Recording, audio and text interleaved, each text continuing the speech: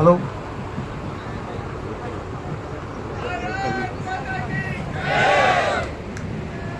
मैं श्रीनाथ जी की नगरी से आता हूँ, राजसमंद जिला। तो मैं चाहूँगा कि हम श्रीनाथ बाबा का एक बार जयकारा लगा लें। श्रीनाथ बाबा की जय, श्री द्वारकाधीश की जय, एकलिंगनाथ की जय।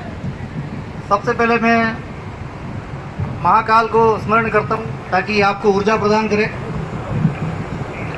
नागेंद्रहाराय त्रिलोचनाय भस्मांगरागाय महेश्वराय नित्याय शुद्धाय दिगंबराय तस्मै नकाराय नमः शिवाय, तस्मै नकाराय नमः शिवाय, तस्मै नकाराय नमः शिवाय। मंदाकिनी सलिल चंदन चर्चिताय नंदेश्वर प्रमुखनाथ महेश्वराय, मंदार पुष्प बहु पुष्प सुपूजिताय तस्मै मकाराय नमः शिवाय, तस्मै मकाराय नमः शिवाय, तस्मै मकाराय नमः शिवाय। शिवाय गौरी वदनाब्जविंद सूर्याय दक्षाधरनाशकाय श्रीनीलकंठाय वृषध्वजाय तस्मै वकाराय नमः शिवाय। वशिष्ठ कुंभोद्भवगौतमार्य मुनीन्द्र देवाचित्रशेखराय चंद्रार्कवैश्वानरलोचनाय तस्मै वकाराय नमः शिवाय। यज्ञ स्वरूपाय जटाधराय पिनाकहस्ताय सनातनाय दिव्याय देवाय दिगंबराय तस्मै यकाराय नमः शिवाय। साथियों, बोलने का अभ्यास नहीं है तो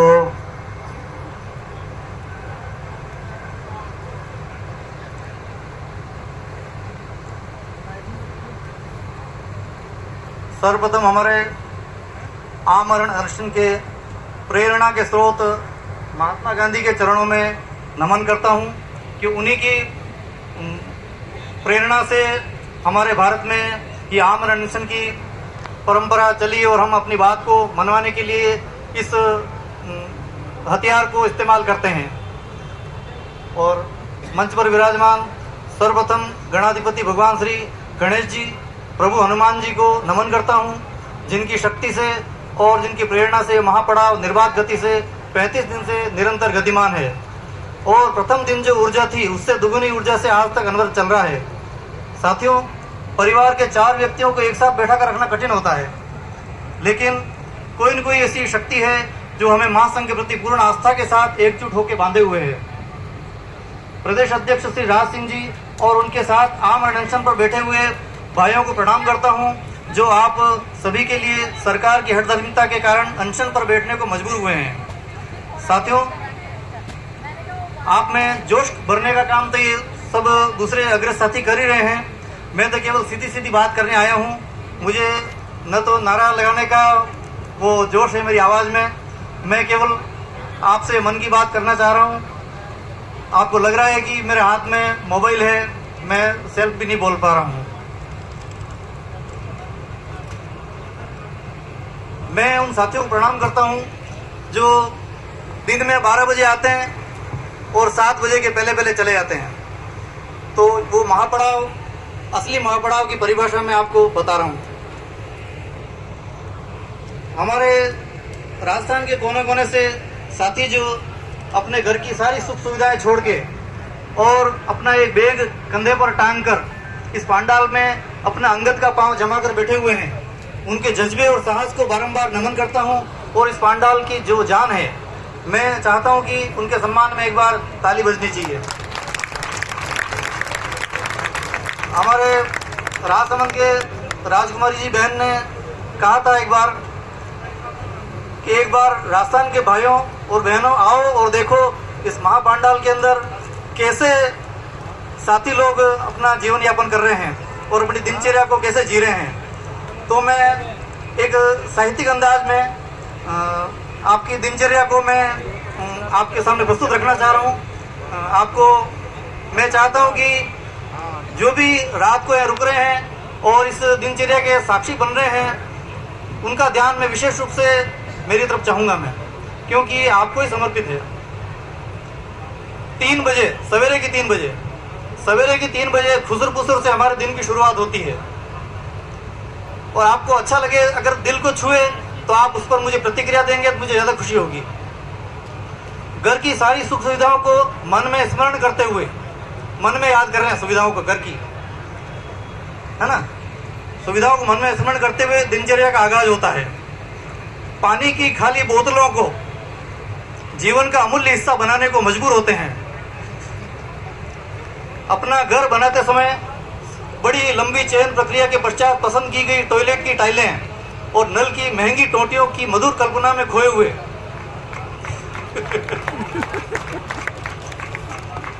अपने श्वास पर पूर्ण नियंत्रण रखते हुए शाबाश शेखर जी, हम उस अत्यंत सरल कार्य को एक अत्यंत जटिल फाइल की तरह निष्पादित करते हैं। आपको अगर शब्दों में कहीं मर्यादा भंग हो रही हो तो आप मुझे तत्काल कह देना आप। और जब आंधी चलती है तब तो पानी की उन बोतलों और बाबू भाइयों में संघर्ष छिड़ जाता है। बोतल आगे आगे और बाबू पीछे पीछे। मानसिक और शारीरिक प्रेशर को नियंत्रित करते हुए हवा में उड़ती हुई बोतल पर जब नियंत्रण करके हमारा साथी उसे जब पा लेता है तो चेहरे पर विजय मुस्कान लिए अपने लक्ष्य के लिए कदम बढ़ाता है।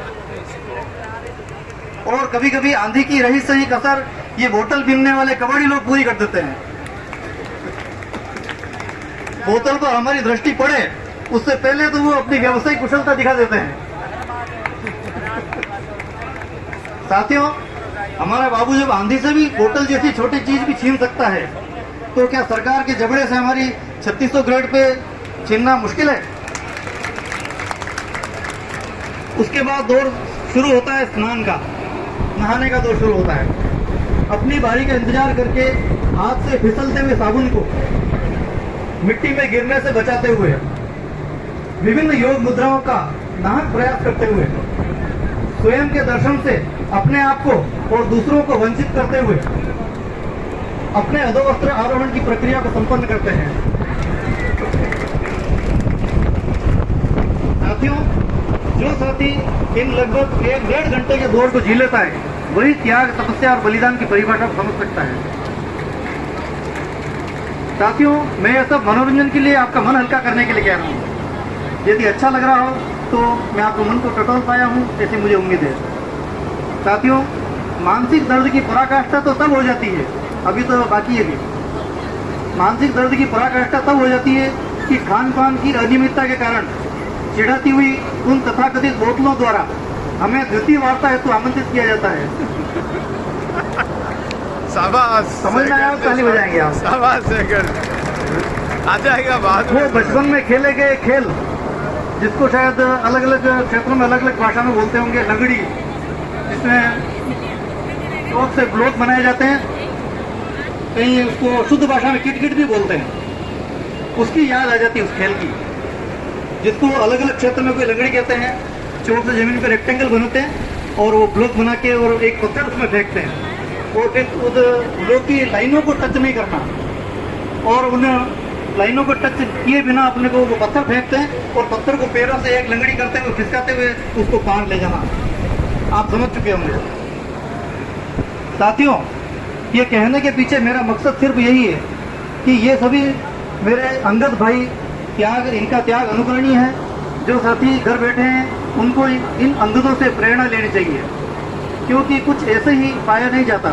इस महापड़ाव के असली सम्मान के पात्र यही नायक हैं। मैं जयपुर के स्थानीय और आसपास के जिलों के साथियों से आग्रह करना चाहूँगा कि वे अपने दायित्वों को इशारे से समझने का प्रयास करें। साथियों, एक बार इन सभी अंगदों के सम्मान में जोरदार तालियां बजाएं। हमारे सभी वक्ता कह रहे हैं कि हमारे जो साथी इस पड़ाव में नहीं आ रहे हैं उनका ये करो वो करो, लेकिन मैं चाहता हूँ कि इन सुझावों से कोई उसका सार्थकता नहीं है।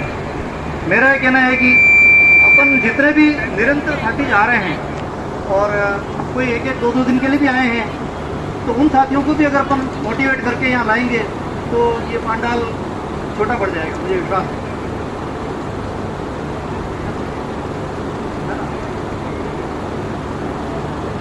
हमें उन निर्लज्ज, नाकारा और निकम्मे साथियों की आवश्यकता ही नहीं पड़ेगी।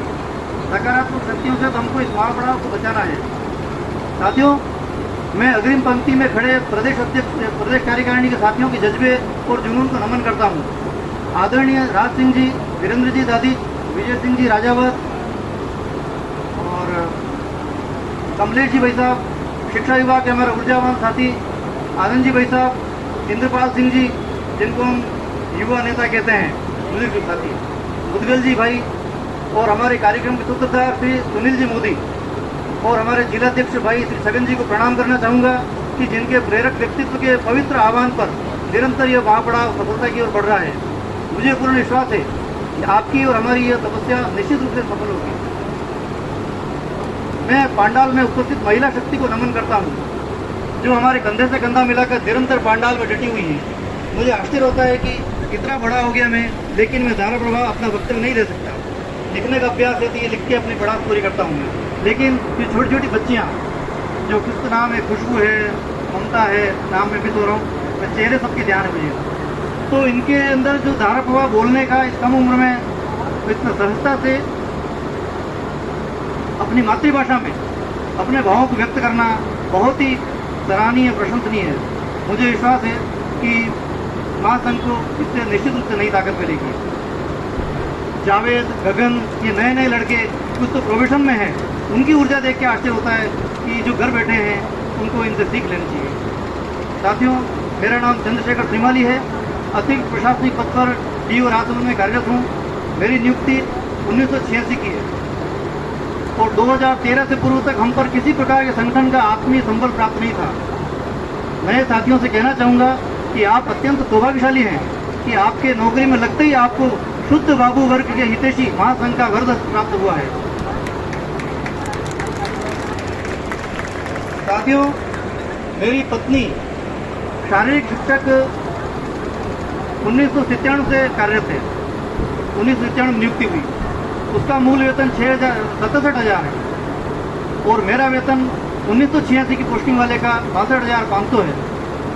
अब मेरे दर्द का अंदाजा आप लगा सकोगे कि घर पर मुझे क्या सहन करना पड़ता होगा और इस अंदाजे को लगाने के लिए आप स्वतंत्र हैं। साथियों, महापड़ाव से पहले घर के खाने में कभी कभी मिनिमैक्स निकालने की गुत्थाई कर लेते थे, किंतु लगातार घर के बाहर का खाना खाने को मिल रहा है तो उस भोजन की तुलना करके घर के खाने से ऐसा लग रहा है कि घर की अन्नपूर्णा की होड़ दुनिया की कोई भोजनशाला नहीं कर सकती। इसलिए महापड़ाव की एक यह उपलब्धि रहेगी कि 11 सूत्री मांगों की पूर्ति तो होगी ही, लेकिन मैं सभी साथियों से अपेक्षा करूंगा कि घर में पति पत्नी के प्रेम में इजाफा हो, ऐसे मेरी दृढ़ आस्था है। और एक बार अपनी अपनी अन्नपूर्णाओं के सम्मान में एक बार ताली हो जाएगी। साथियों, 11 सूत्री मांगे हमारे संघर्ष के लिए आगे बहुत बोली साबित हो रही है। हमारे अग्रिम पंक्ति में आमरण अनशन पर विराजमान सभी महारथी एक एक मांग को मनवाने का मोर्चा संभाल चुके हैं। एक एक मांग एक एक ने संभाल ली है। 11 व्यक्ति हैं, 11 मांगे हैं। अब क्या मुश्किल लग रहा है आपको?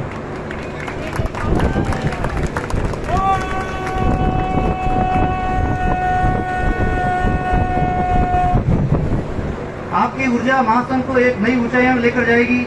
आपके सम्मान में तालियां बजाइए 11 ऊर्जावान साथियों के लिए। संगठन के साथ खड़े रहें, हर आदेश की पालना करते रहें। संगठन है तो हमें और हम है तो संगठन है, दोनों एक दूसरे के पूरक हैं। हम अभी उस स्टेज पर खड़े हैं जब इस घड़ी में पांडाल को खचाखच भर रखने की हमारी नैतिक जिम्मेदारी बनती है। विजय निश्चित ही हमारे चरणों में होगी। इसी के साथ अपनी बात को मैं समाप्त ये कह के करता हूँ कि बिहार से गुजरते हाथियों की तरह झाड़ियों को रौंदते हुए, हटाते हुए पेड़ों को अपने रास्ते से तुम भी चलो महान तपस्या की राह पर। इसलिए तुम्हें संघर्ष करना आना चाहिए।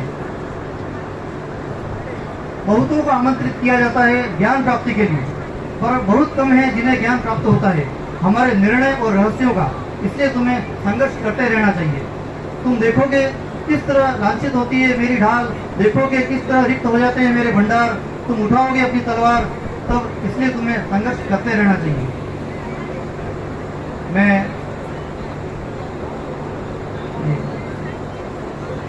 मेरी एक स्वरचित कविता है, आपकी अनुमति हो तो मैं जरूर जरूर।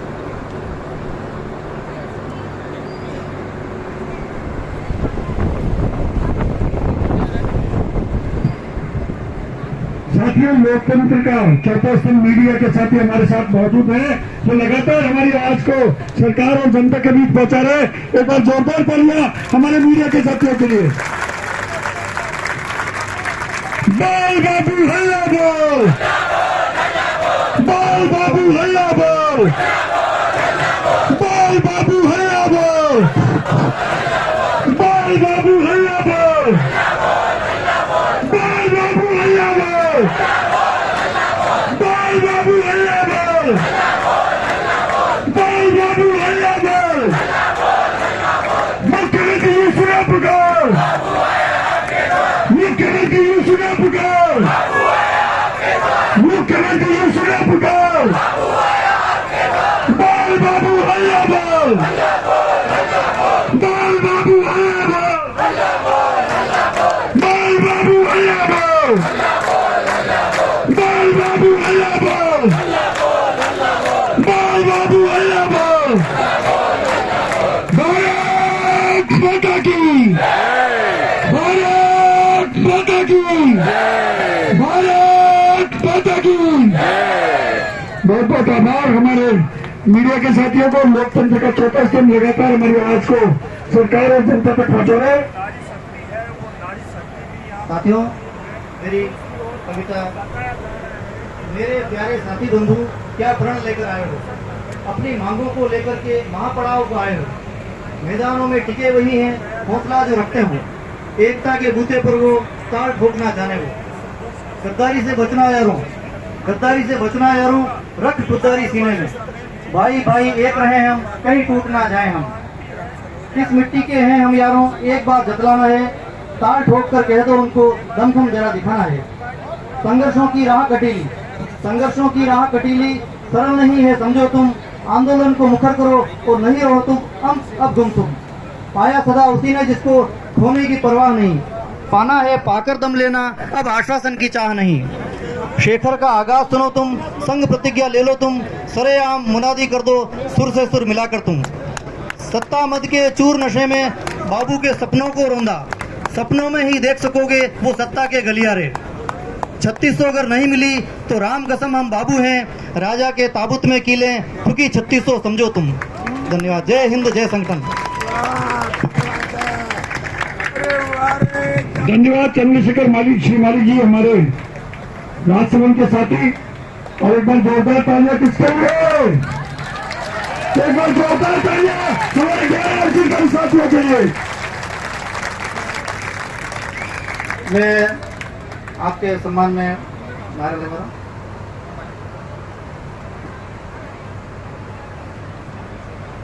बाबू एकता जिंदाबाद, श्री राज सिंह चौधरी जिंदाबाद, श्री विजय सिंह जी जिंदाबाद, भुवनेश जी शर्मा, जिंदाबाद, राकेश जी मोड़, जिंदाबाद, रामजी लाल, जिंदाबाद, गोपाल जी अवस्थी, जिंदाबाद, रणजीत सिंह, जिंदाबाद, दिनेश कुमार, जिंदाबाद, हुकुम सिंह, जिंदाबाद, संजय नागर, जिंदाबाद, मेघराज सिंह, जिंदाबाद, बाबू एकता। जिंदाबाद।